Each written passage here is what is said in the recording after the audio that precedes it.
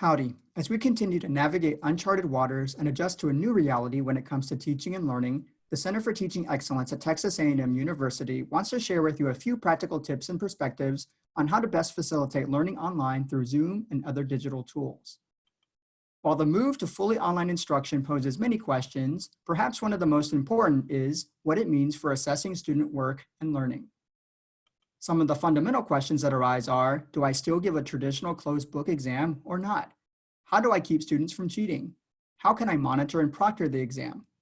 This is a lot to consider and has the potential to become increasingly complex. If dealing with these questions seems overwhelming for you, you may want to consider using some other form of assessment. After all, you want your role to remain as an educator and not just the exam police. The logistics of ensuring academic integrity online can be daunting, if not impossible. High risk, high reward leads to greater temptation to cheat. Low risk, low reward leads to less temptation to cheat.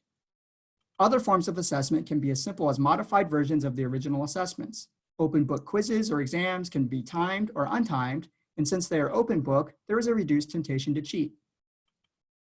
There are also other assessments other than exams and quizzes that can effectively measure student learning. Alternative assessments tend to focus on what students can do rather than simply on what they know or memorize. Students are evaluated on their proficiency in completing meaningful tasks. Students can be assessed not only on their completion of tasks, but also on the quality of their work. Some alternative assessments can include things such as concept mapping.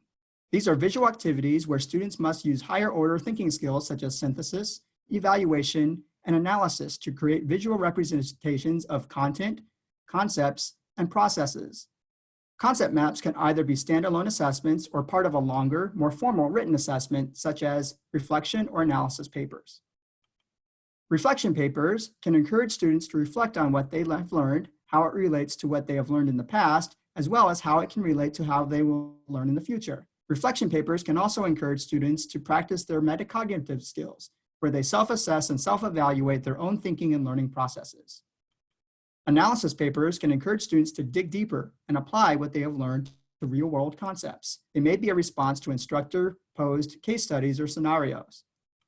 It is important that all these assessments should have clear instructions so students can effectively navigate the tasks asked of them. For example, when it comes to concept mapping, reflection papers, and analysis papers, there should be clear guiding questions. It is also important to communicate clear expectations of student work and performance. Providing students with rubrics or other expectations for how they will be assessed is also highly recommended. Together with clear instructions, rubrics can help reduce student anxiety and ensure that they have a clear idea of what to do.